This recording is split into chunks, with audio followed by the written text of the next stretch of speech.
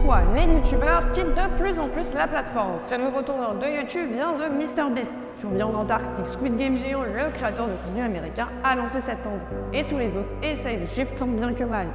Oui, le burn-out des créateurs et des créatrices est bien présent et ancré dans notre ère YouTube. 61% des créateurs font face au burn-out. Est-ce vraiment la faute de MrBeast? Petit retour en arrière. De 2015 à 2019, YouTube et l'ère des vlogs a choisi de mettre en avant les créateurs qui postaient de manière quotidienne ou en tout cas de manière très régulière, forçant au rendez-vous avec sa communauté et par là même s'assurant du contenu et des viewers réguliers.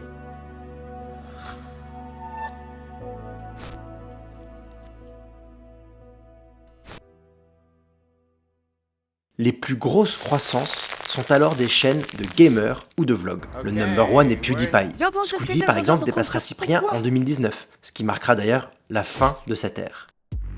La clé de leur succès est la capacité à créer du contenu divertissant quotidiennement. La poule ou l'œuf, mais ce type de contenu permettait de publier tous les jours. Et forcément, en publiant quotidiennement, on s'assure plus de succès.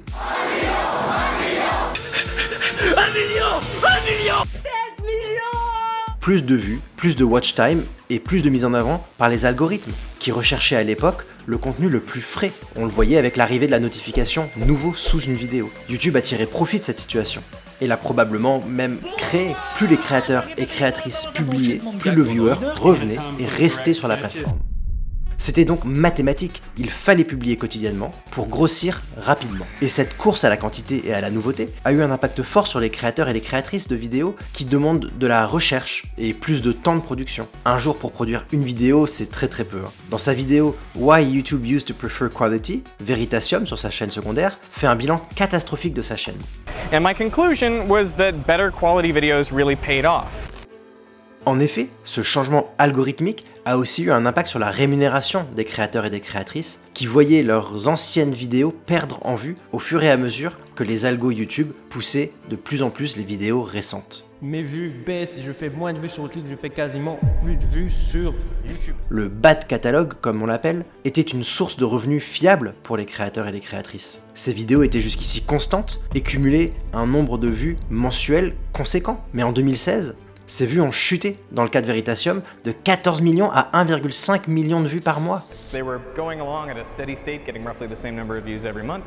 And then in 2016, they started to very steadily decline. Mais cela a aussi eu un impact fort sur les créateurs et les créatrices qui ont suivi cette stratégie de quantité, qui se sont essoufflés à devoir toujours poster encore et encore. 5 ans plus tard, les créateurs de la veine de MrBeast débarquent sur YouTube. Ryan Trahan, Erac, Nick LMAO, et aussi par exemple Amixem, Michou, Joyka, Inoxtag pour les exemples français. Ces créateurs se sont mis à poster toutes les 2 semaines maximum, parfois même une fois par mois. Mais chaque upload est une vidéo plus dingue que la précédente, ce qui nous a fait entrer dans l'ère de la qualité sur YouTube.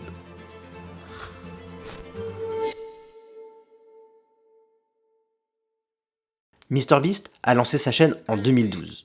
Mais au lieu de se lancer dans un daily vlog, il a analysé la plateforme des heures et des heures durant. Compris ce qui rend une vidéo virale, compris comment optimiser le storytelling, compris comment faire une bonne vignette, et lancer une nouvelle recette. Cette recette, elle se base sur de la data, les analytics que YouTube peut nous partager sur nos vidéos.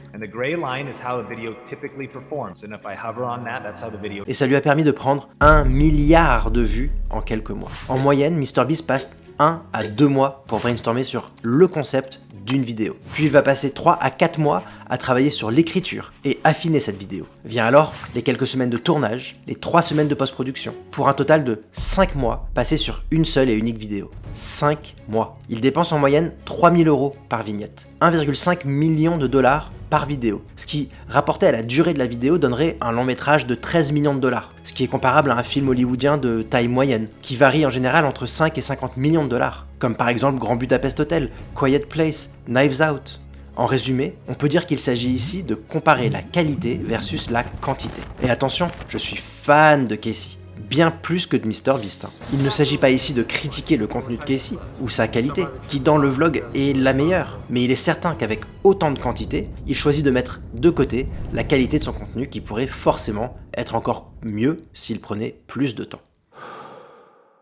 On peut aussi critiquer la définition de la qualité quand il en revient à MrBeast, avec des vidéos de divertissement qui volent pas très haut intellectuellement. Mais cela reste une notion de qualité avec la recherche d'un meilleur contenu à chaque vidéo. La plateforme est de plus en plus saturée. 720 000 heures de contenu est uploadé par jour. Les créateurs et les créatrices arrivant sur la plateforme ont comme concurrents tous les anciens et leurs anciennes vidéos, et de plus en plus de plateformes de streaming qui se battent pour la guerre de l'attention.